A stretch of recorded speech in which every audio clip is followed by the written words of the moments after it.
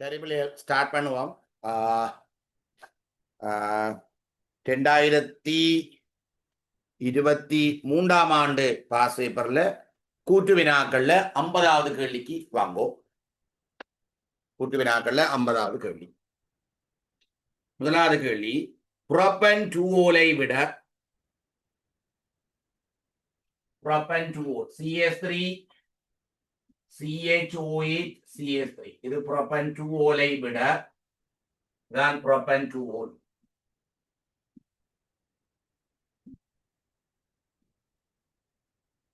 புரோப்பனோனின் கொதிநிலை உயர்வானது. புரோப்பன் 2ஓல் புரோப்பனோன்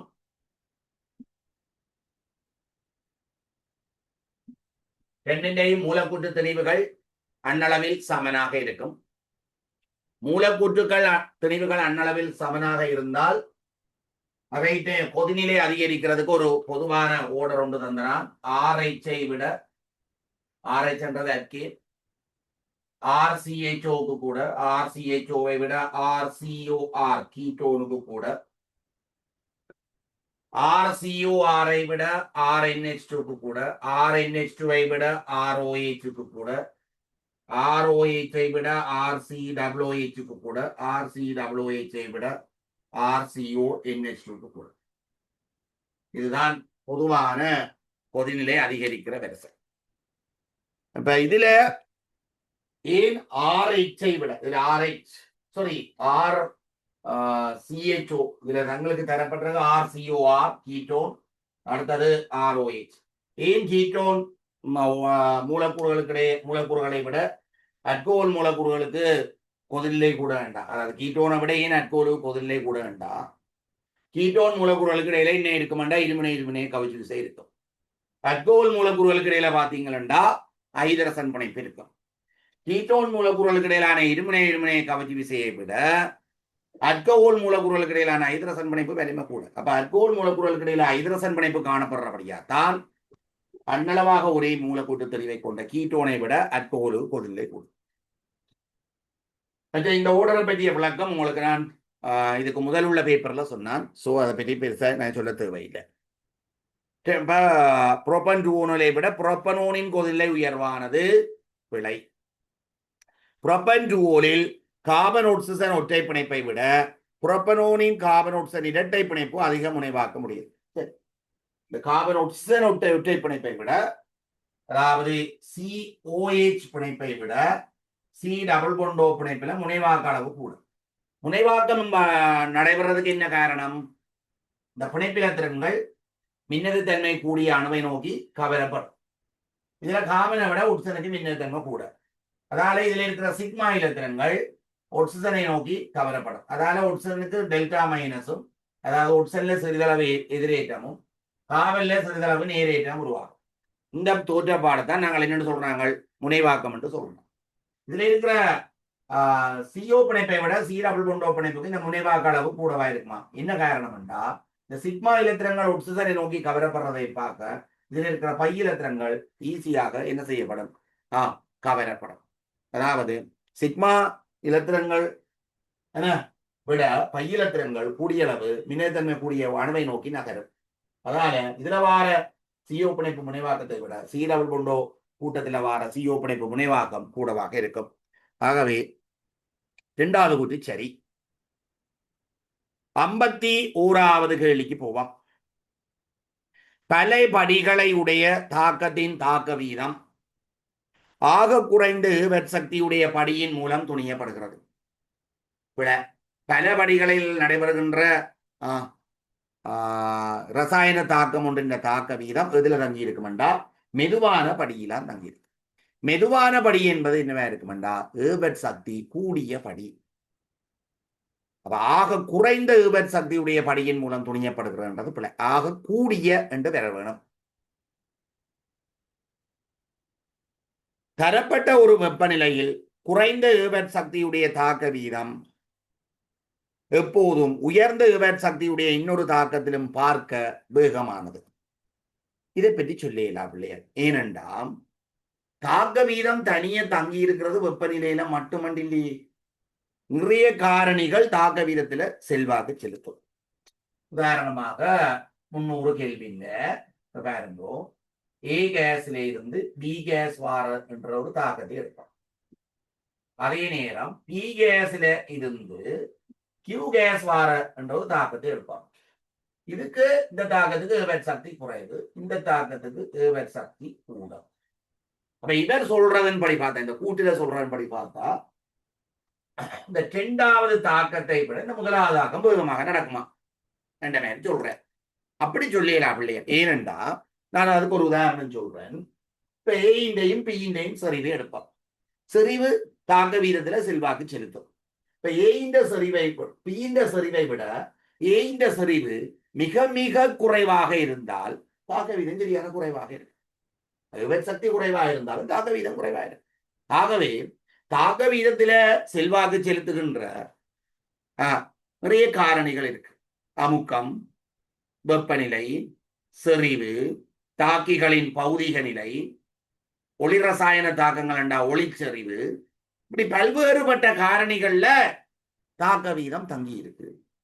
ஆகவே மத்திய காரணிகள் இந்த பாதிப்பு ரெண்டு தாக்கங்களுக்கு இடையிலேயும் எப்படி இருக்குன்னு தெரியாமல் சும்மா வெப்பநிலை மாற இல்லை என்று வச்சுக்கொண்டு சக்தி கூடிய தாக்கத்தை விட சக்தி குறைந்த தாக்கத்துக்கு தாக்க வீதம் கூட என்று எங்களால சொல்ல முடியாது.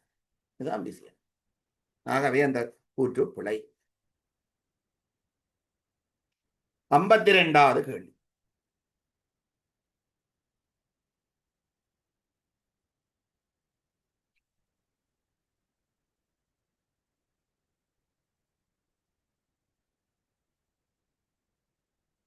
இருபத்தஞ்சு பாகசியில் pH 5 உள்ள HCl கரைசல். HCl equals pH 5. pH 5 என்றா 8+ aqueous செறிவு 10 மைனஸ் pH என்று தெரியும். சோ 1 தர 10 செய்ய 5 3 டெசிமீட்டர் மைனஸ். சரிதானே? இக்கரைசல் வடித்த நீருடன் 10 மடங்கு ஐதாக்கப்பட்டது. வடித்த நீரோட 10 மடங்கு ஐதாக்குறவன்டா H+ சரிவை 10ஆல பிரியும். அப்ப ஐதாக்கப்பட்ட பின்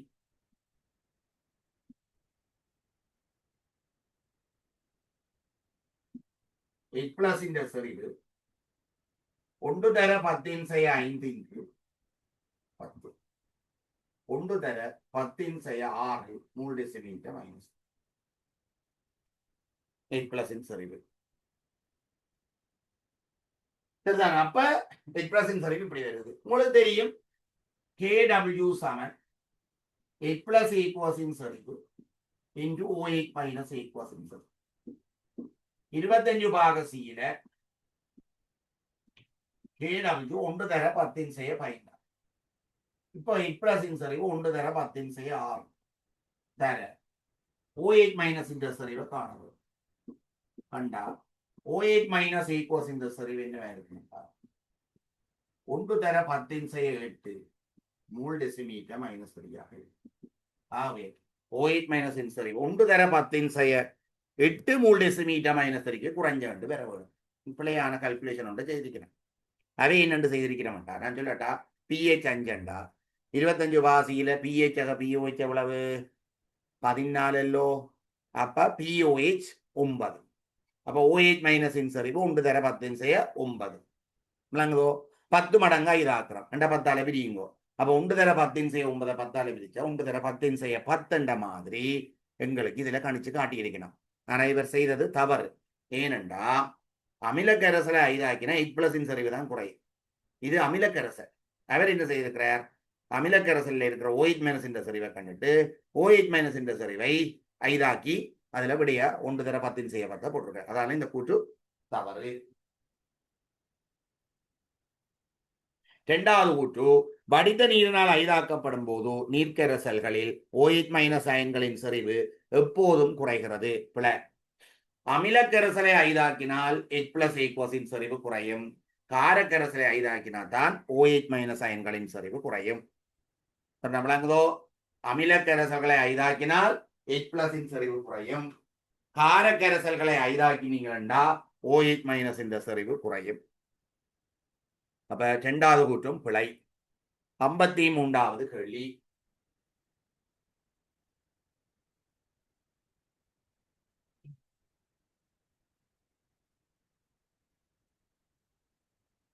PCl5 உண்டு, ஆனால் NCl5 இருப்பதில்லை. அது எப்படி பார்க்கிறேன் பார்ப்போம். நைதரசன்ட இலத்திரனியப்ப எழுதுவோம். 1s2 2s2 2p2. இதுல 2s இங்கால 2 2s2. இதுல 3 சோடியாக்கப்படாத தனி இலத்திரன் இருக்கு. ஆகவே நைதரசன் 3 பங்கிட்டு விற்பனைப்ப உள்ள சேர்வையை உருவாக்கும். NCl2. NCl5 உருவாகிறார். ஏனென்றால் நைதரசன் வலுவள ஓட்டுல 5 தனி இலத்திரன்கள் இல்லை. அப்ப பொஸ்பரஸ் எப்படி உருவாக்குன்னு பார்ப்போம்.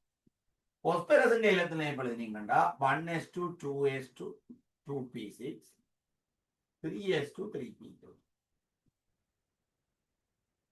3sல 2 இலத்திரன் இருக்கு. 3pல 3 இலத்திரன். அதே நேரம் 3D உபசக்தி மட்டம் எம்டிஏ. இதன்படி பார்த்தா பொஸ்பரஸ் இந்த வலுவலோட்டுல 3 சோடியாக்கப்படாத தனி இலத்திரன் இருக்கு. அப்ப பொஸ்பரஸ் 3 பங்கிட்டு வலுப்பிணைப்புகளை உருவாக்கும். ஆனால் 3s இலத்திரன் ஒன்று என்ன செய்யலாம்? 3D மட்டத்துக்கு இடம் மாறலாம். அதை நாங்கள் என்னன்னு சொல்லுவோம், அருட்டிய நிலை. இது என்ன நிலை? தரை நிலை. அருட்டிய நிலையில பொஸ்பரஸின் வலுவள ஊட்டில எத்தனை இலத்திரன் இருக்குன்னு பார்ப்போம். 1 2 3 4 5. இதால பொஸ்பரஸ் 5 பங்கிட்டு வலுப்பிணைப்புகளை உருவாக்கக்கூடிய ஆற்றலை கொண்டிருக்கும். அதால PCl3 பெறலாம், PCl5 பெறலாம்.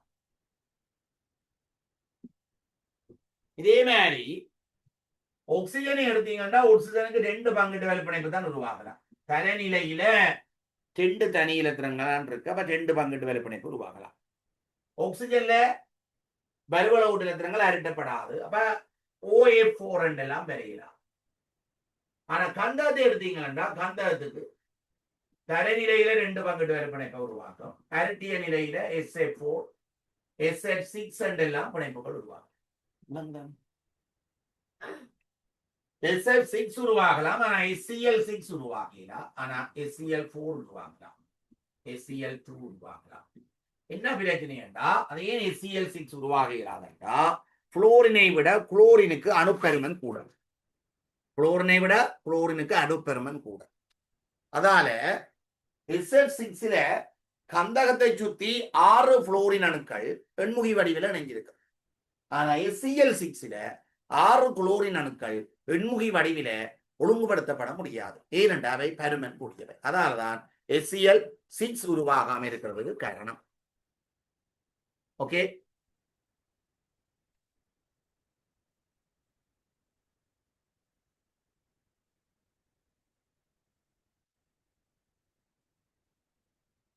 இப்ப PCl5 உண்டு, ஆனால் NCl5 இருப்பதில்லை. அது PCl5 உண்டு, ஆனால் NCl5 இருப்பதில்லை. முதலாவது கூற்று சரி. நைதரசன் அளவிலும் பார்க்க பொஸ்பரஸ் அணு பெரியது, அதுவும் சரி. நைதரசன் அளவிலும் பார்க்க பொஸ்பரஸ் அணு பெரியது. பருமனை பொறுத்தல இல்லை. அது என்னத்தை பார்க்க வேணும்? தரைநிலை அருட்டிய நிலையில எத்தனை தனி இலத்திரன்கள் இருக்குன்றதுதான் பார்க்க வேணும் நீங்கள். சரிதானே? ஆகவே ரெண்டும் சரி சரி, விளக்கம் இல்லை.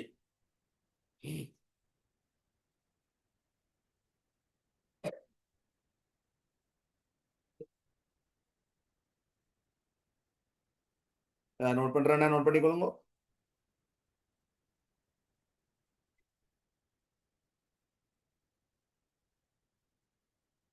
ரைட், அடுத்த கேள்விக்கு போவோம்.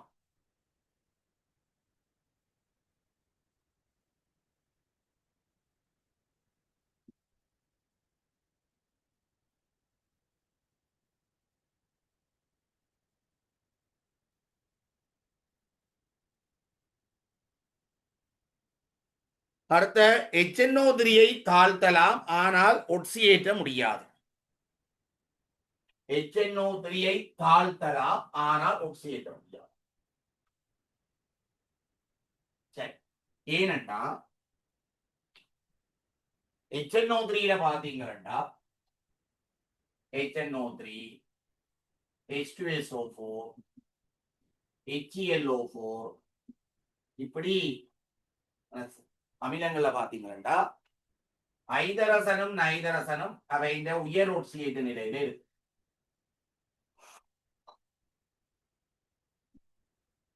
அதாவது ஐதரசன் ஒட்சியேற்றப்பட முடியாது. அதே மாதிரி நைட்ரஜனும் ஒட்சியேற்றப்பட முடியாது.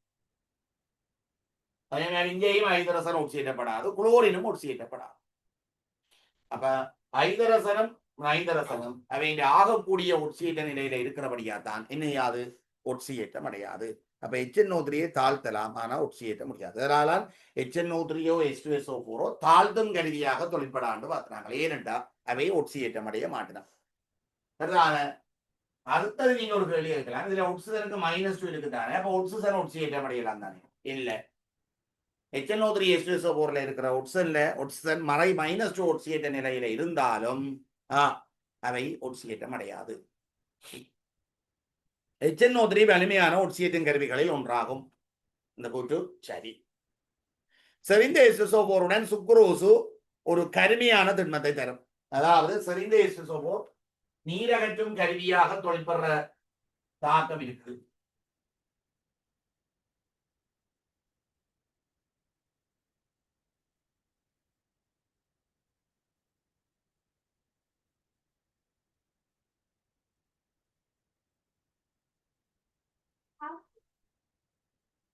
C6H12O6 solid குளுக்கோஸ் செறிந்த H2SO4 போட்டீங்கன்னா நீரகற்றப்பட்டு 6 carbon சொல்லிட்டும் 6 H2O liquid.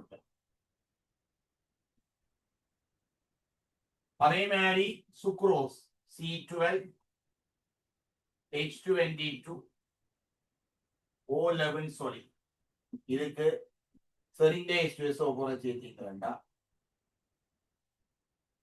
12 carbon சொல்லிட்டும் 11 H2O liquid.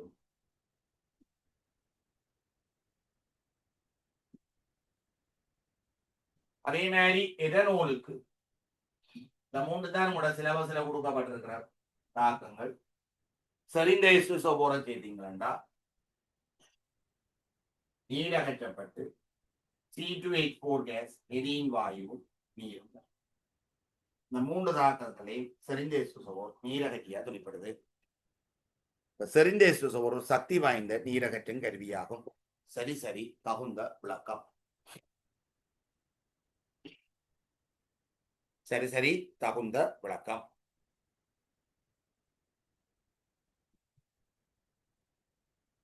ஏனென்றால் இந்த 3 தாக்கங்களையும் செறிந்த H2SO4 என்னவா தொழிற்படுது? நீரகற்றும் கருவியாக தொழிற்படுது. சரி, 56வது கேள்வி.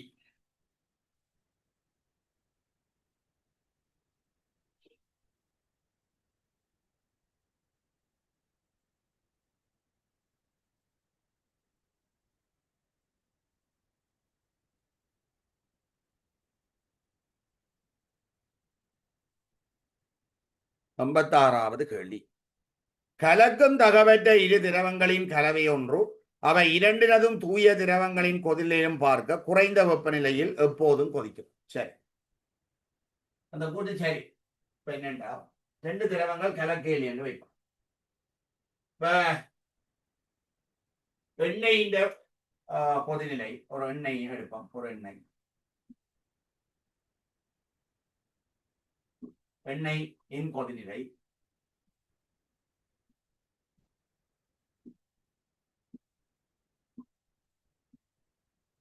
120 பாகசி என்று வைப்போம். 120 பாகசி. எப்ப ஒரு திரவம் கொதிக்கும்? எண்ணெய் என்றாலும் അതിന്റെ நிரம்பலாவிய முகம் வளிமண்டல முகத்துக்கு சமனாவரேக்க கொதிக்கும். அப்ப 120 பாகசியில் எண்ணெய் ஆவியால வருகின்ற நிரம்பலாவிய முகம் வளிமண்டல முகத்துக்கு சமனாக வரும். H2Oவின் கொதிநிலை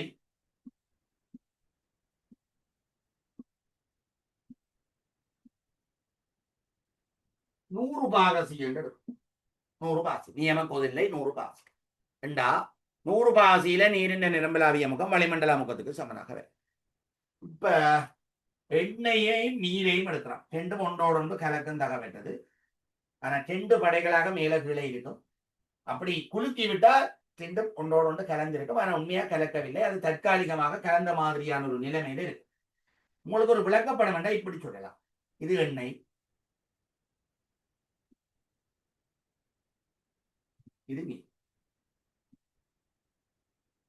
அதுதானே இப்ப ഇതിന്റെ ആവി വരപ്പോൾ എണ്ണയിന്റെ ആവി ഇംഗ്ലീഷിലേ പോട്ടു ഓയിൽ. இதுல oil gas ഇതിന്റെ ആവോടെ സമന്വയ അടയ പോകും. oil gas இதுல സമന്വയ அடைய போகுது நீராவி. நான் சும்மா 60 பாகசி இதை ஹீட் பண்ணிட்டு வைப்பேன். 60 பாகசி வெப்பத்தை கொடுத்தா 120 பாகசியிலான நீரின் அமுக்கம் ஒரு ஏடிஎம் இருக்க போகுது. சாரி, எண்ணெயால வார அமுக்கம் 120 பாகசியிலான ஒரு ஏடிஎம் இருக்க போகுது. ஏனண்டா வளிமண்டல அமுக்கத்துக்கு சமனா வரைக்கான கொதிக்கும். அப்ப 120 பாகசியில எண்ணெய் ஆவியால வார அமுக்கம் எவ்வளவு? ஒரு ஏடிஎம். ஆகவே 60 பாகசியில இந்த ஆயிலின் அமுக்கம் P0 என்று போடுவோம். P0 ஆயில் 0.6 ஏடிஎம் ஆக இருக்கும். அதே மாதிரி P0H2O 60 பாகசில 0. சாரி, பிள்ளையா போட்டு 0.5 ஏடிஎம் ஆயிரும். என்னடா சும்மா ஒரு அன்னடவார கணிப்பு தானா, சரியா அப்படி இருக்கு. அப்ப 120 பாகசில ஆயிலின் அமுக்கம் അതിന്റെ അരവാസി. என்னடா 120 பாகசில ஒரு ஏடிஎம் 60 பாகசில 0.5. P0H2O 100 பாகசில ஒரு ஏடிஎம் 60 பாகசில 0.6. ஆகவே P டோட்டல் என்னவா இருக்க போகுதுண்டா P0 oil plus P0H2O. So P0 oil P0H2O. ஆகவே அது சமன் 1.1. அது வளிமண்டல அமுக்கத்தை விட எப்படி கூடவே அமுக்கத்தை விட கூடும். அதால என்ன நடக்கணும்? கொதிக்கும். வளிமண்டல அமுக்கத்தை விட கூட 1.1. அதால கொதிக்கும். ஆகவே கலவை ஒன்று. அவை இரண்டினதும் திரவங்களின் கொதிலும் பார்க்க குறைந்த வெப்பநிலை கொதிக்கும். 120 100. இது கொதிக்கிறது 60. திரவத்தின் ஆவி அமுக்கம் வெளி அமுக்கத்துக்கு சமனாகும் போது திரவம் கொதிக்கும். அதுக்கும் சரி, தகுந்த விளக்கம் இல்லை. சரிதானே? ஒரு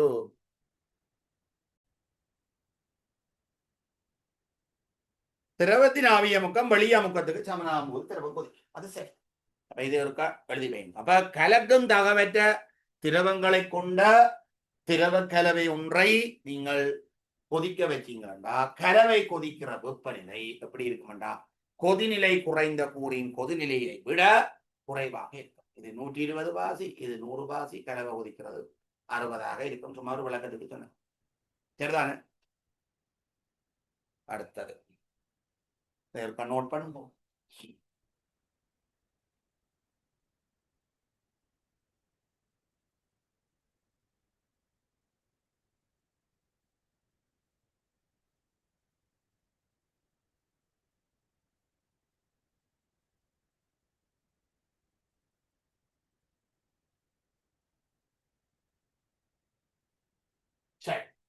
கைத்தொழிலில் தரப்பட்டதொரு நேரத்தில் தரப்பட்டதொரு தாக்கிகளின் அளவில் கூடிய அளவு விளைபொருட்களை பெறுவதற்கு ஊக்கிகள் பயன்படுத்தப்படுகிறது. அது முக்கியம். அதாவது ஊக்கிகளை பயன்படுத்துறதால விளைவின் அளவு கூடாது. ஆனால் அலகு நேர விளைவினை வேண்டாம் போகும். அலகு நேர விளைவு உதாரணமாக ஏபர்முடைய அமோனியாவில நீங்கள் ஊக்கியை பயன்படுத்தாம விட்டு வைப்பமே வச்சா 1 லிட்டர் அமோனியா வாரதுக்கு அரை மணித்தியாரம் எடுக்குதாண்டு. ஆனா ஊக்கியை பயன்படுத்தினால் நீங்க பயன்படுத்துற அதே மூலப்பொருள்ல இருந்து 1 லிட்டர் அமோனியா வாரதுக்கு சரிதானே அரை மணித்தியாரத்தை விட குறைவான நேரம் எடுக்கும். ஆகவே விளைவின் அளவு கூடாது, அலகு நேர விளைவு கூடும். சரி, முதலாவது கூட்டி சரி. ஒரு நல்ல ஊக்கி மீள்தாக்கத்தை ஊக்கல் செய்யாது. அப்படி ஊக்கி மீளும் தாக்கத்தை ஊக்குவிக்காதுன்றது ஒரு தவறானது. சரிதானே? பெரும்பாலான தாக்கங்களுக்கு ஊக்கி என்ன செய்யும்? தாக்க வீதத்தை கூட்டும். சரியா பிள்ளைய? இதுல கூற்று கேள்விகள் மொத்தமாக இந்த 2023ஆம் ஆண்டு பேப்பர்ல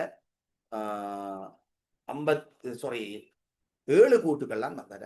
சரிதானே? நாளைய வகுப்புல 2024ஆம் ஆண்டு பேப்பர்ல சந்திப்போம்.